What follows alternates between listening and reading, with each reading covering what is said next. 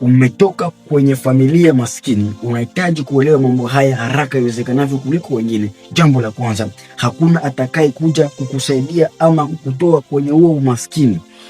Kusubiri msaada kwa muda mrefu sana kunafanya mtu aweze kupoteza muda pamoja na miaka mingi mno.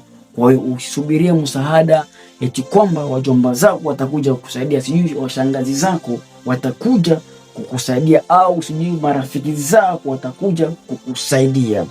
Inaweza kutokea wasije kukusaidia na ukafa maskini. Kwa hiyo chukua hatua, anza kujipambania wewe mwenyewe. Kama ni msaada utakuta njiani, lakini sio unategemea msaada. Jambo la pili, huna haki ya kufanya kosa la kifahari. Makosa hugharimu maskini zaidi kuliko tajiri. Ile hali ambayo unataka kujionyesha kwamba umefanikiwa na bado hujafanikiwa. Unapenda kutumia fedha zako katika hali ya juu kuliko kipato unachokiingiza. Hiyo itakutuma kwenye umaskini. Jambo la tatu, nidhamu lazima iwe rafiki yako mzuri.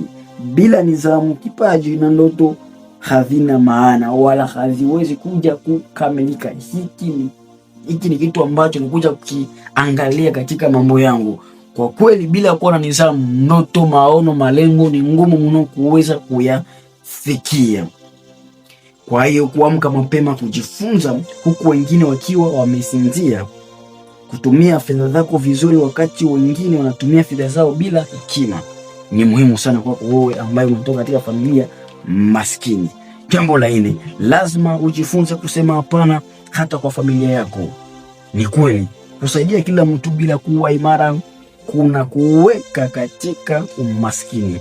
Ni kweli unaweza kusaidia, lakini katika kusaidia kwako usiweze kusaidia mtu kitu ambacho huna uwezo nacho, maana inaweza kugharimu. Kwa hiyo kama ni kusaidia kutokana na uwezo ambao uko nao. Usisaidie kutokana au kutotaka kuonesha watu kwa umefanikiwa na bado hujafanikiwa. Ile itakuweka katika hatari kubwa. Jambo la tano, akili yako huamua mustakabali wako. Ukifikiri kama mtu maskini, utaishi kama mtu maskini hata kama una pesa nyingi. Ndio unaweza kuwa na pesa, lakini unakuwa na fikra za kimaskini, na la kutokea likitokea unaweza kudondoka, na ukadondoka tu ukiwa na fikra za kimaskini, inaweza kukuia vigumu mno kuweza tena kuinuka.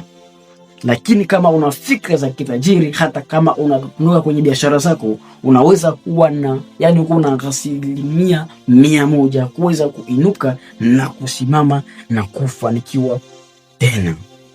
La muhimu la kuweka, kuzaliwa kwenye familia maskini sio kosa lako, lakini kosa lako wewe kufa maskini.